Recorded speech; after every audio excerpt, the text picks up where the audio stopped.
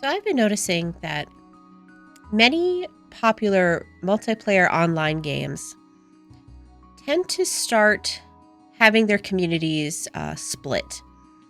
They tend to start to get toxic, which is an understatement, and they start to blame the company for not listening to them, even though they may be the majority or the minority in their respective communities.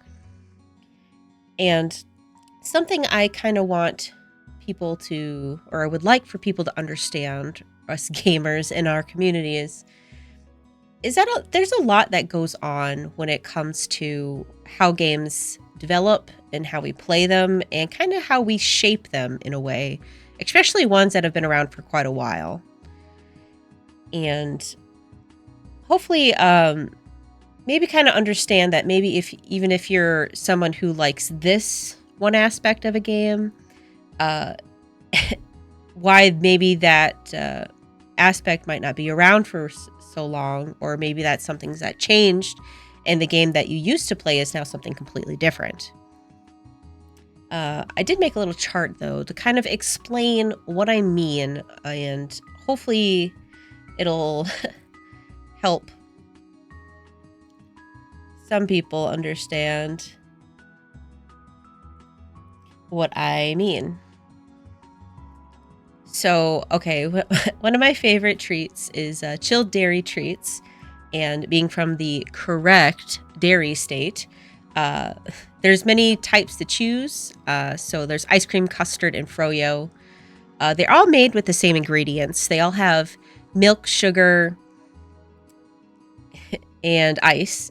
And then obviously there's just little differences between the bunch, but those little differences actually change them into completely different items. So like you add a little egg yolk to ice cream, you get custard. And then obviously if the milk you use is cultured, it's yogurt, and then you freeze it and that becomes frozen yogurt or froyo.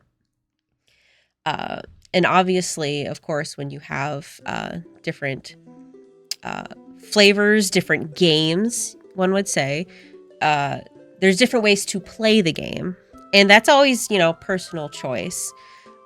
Whether it's a fighter or a shooter or a tabletop, there's many different ways to play the games that you like, but they're still, their respective games.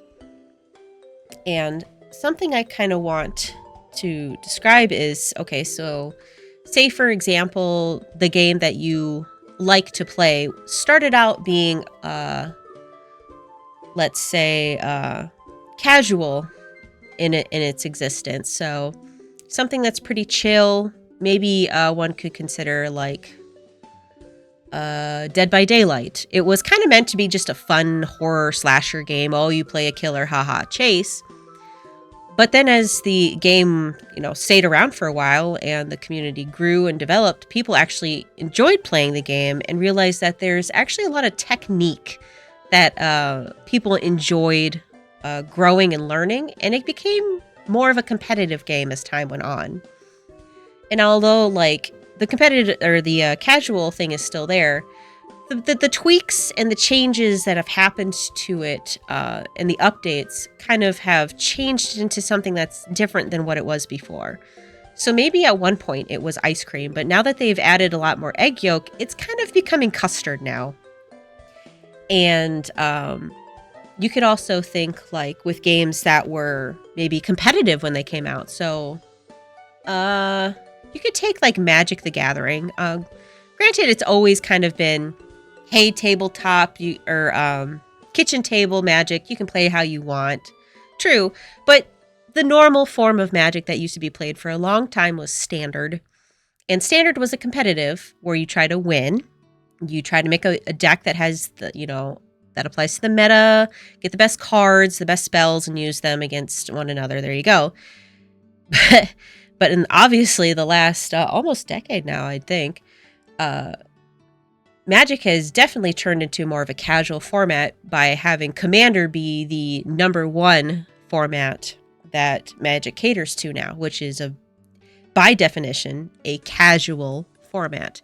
They have changed it So again, maybe you liked the custard, but unfortunately, they don't cater to that anymore. They have changed the recipe, and now it is frozen yogurt.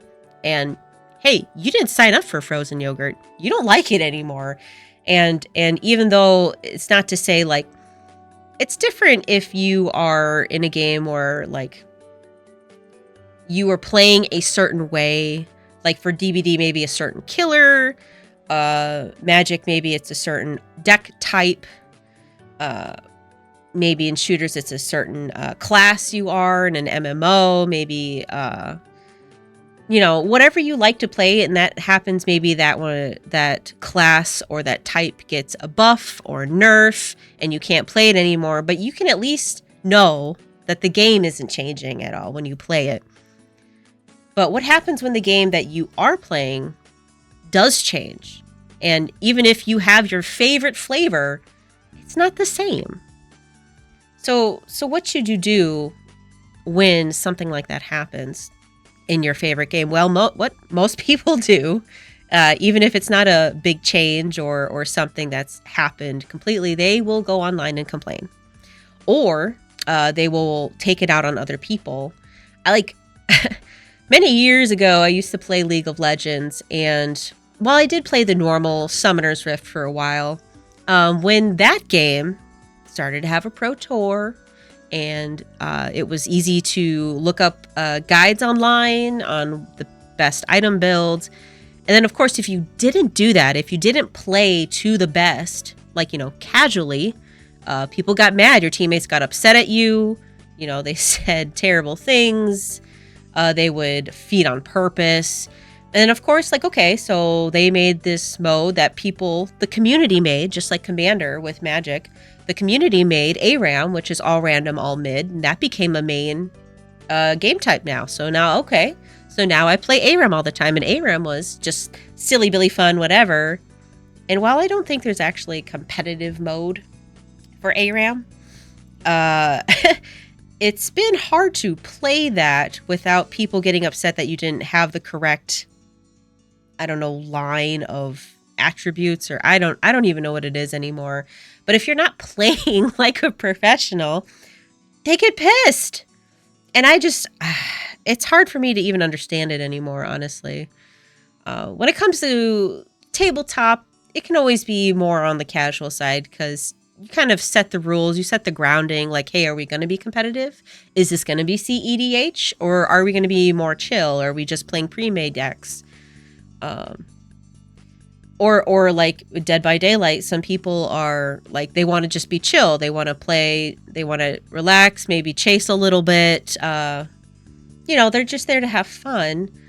But obviously, there's going to be people who are like, why are you not trying your best? Like, I don't get it. And Dead by Daylight, unlike a lot of other games, don't have a competitive mode. You just launch in and you get matched with people you match with. Like, generally, there's some type of skill range that you stay around. But it is what it is with Dead by Daylight. So what do you do? As a competitor or as a casual person, I was asking this question before in my head when it came to Marvel Rivals.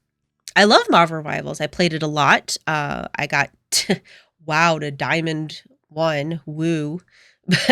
But I'm way more competitive compared to my friends who play it.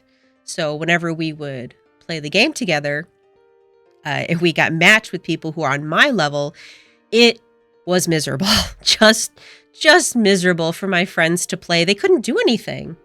And so, obviously I had to make another account and play only with them on that account. But still, it's upsetting because Marvel Rivals is a fun game. It can be casual. It's not that hard to learn. But there comes to a point where it's just a completely different community depending on how you play a game. And so that's one thing to ask yourself when it comes to games. Like, is this still ice cream?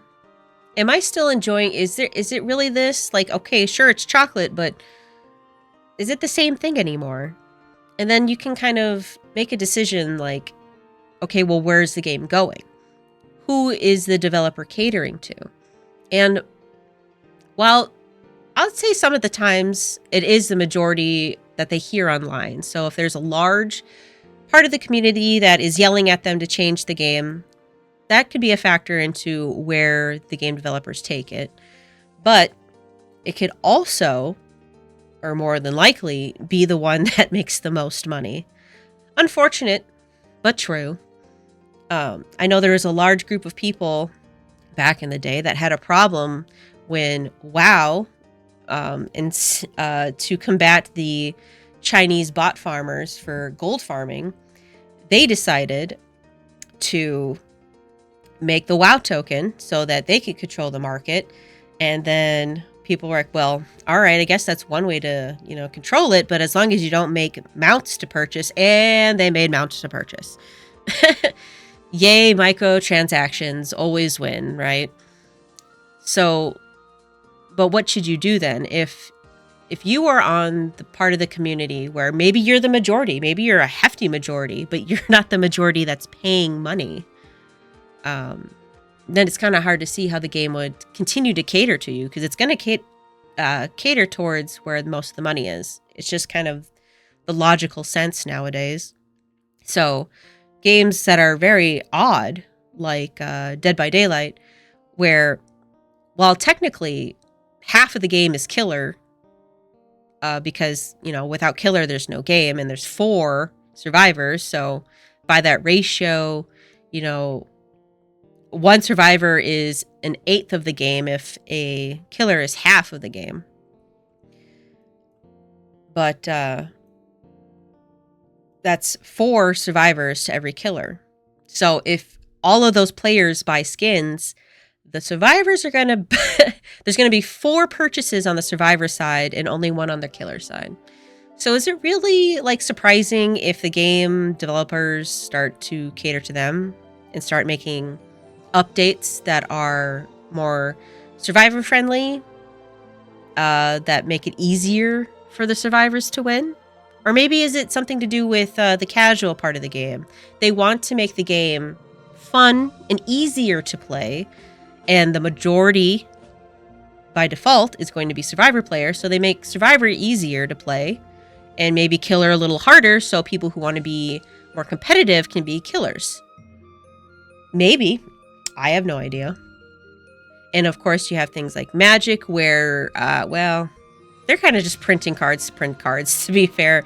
And power creep is always going to be a thing, of course. The question is how to control it. And I don't know how far is too far. I know Magic is basically unrecognizable anymore. I mean, that's not even ice cream. It's like a lava cake.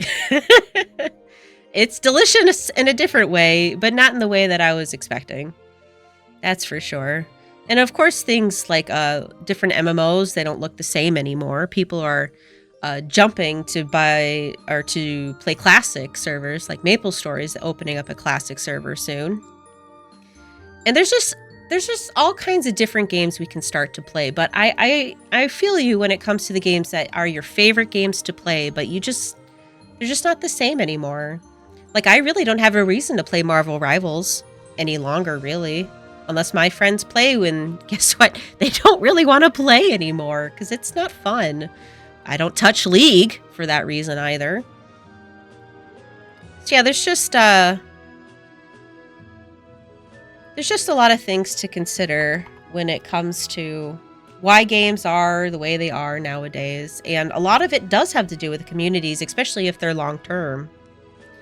And as someone who can do both casual and competitive sides of games, I hope how you see your favorite games and the communities that you're in is to understand that games will change over time, and they may be catering to you and they may not be. And a lot of the times that's just where the money goes. But hopefully to maybe come to an understanding that we all like the same thing. We like the games we like. And while they will change, hopefully we can come to love them still, even if they change into custard.